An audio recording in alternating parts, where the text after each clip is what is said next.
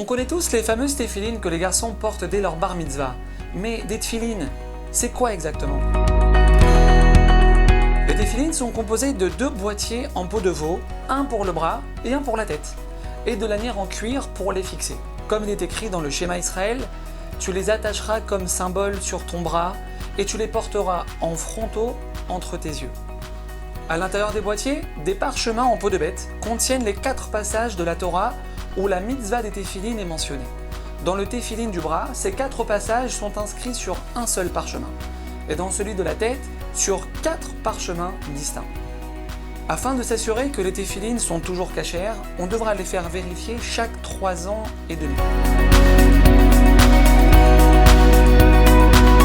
La mitzvah des téphilines est un signe de notre foi et de notre attachement à Dieu.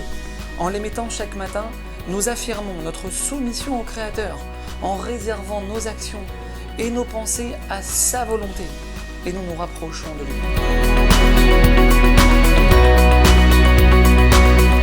Les hommes, dès la bar mitzvah, ont la mitzvah de les mettre chaque jour, sauf le Shabbat et les jours de fête. À l'époque, on les mettait toute la journée, mais de nos jours, c'est uniquement durant la prière du matin, car il est difficile de faire attention à leur sainteté.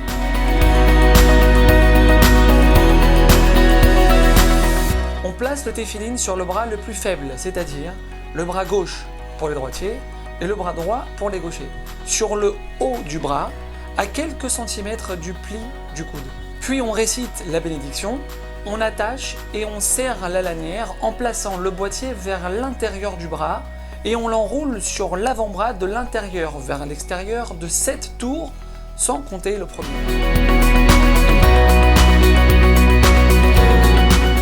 On fixe le boîtier devant, à la lisière des cheveux, dans l'axe des yeux, et derrière, au-dessus de la nuque, centré entre les oreilles. On attache ensuite la lanière de la main de 3 tours autour du majeur, puis le reste autour de la paume de la main pour former la lettre Shin. Il est promis à celui qui met ses téphilines chaque jour une part au monde futur, de vivre longtemps et de voir ses fautes pardonnées. À très bientôt!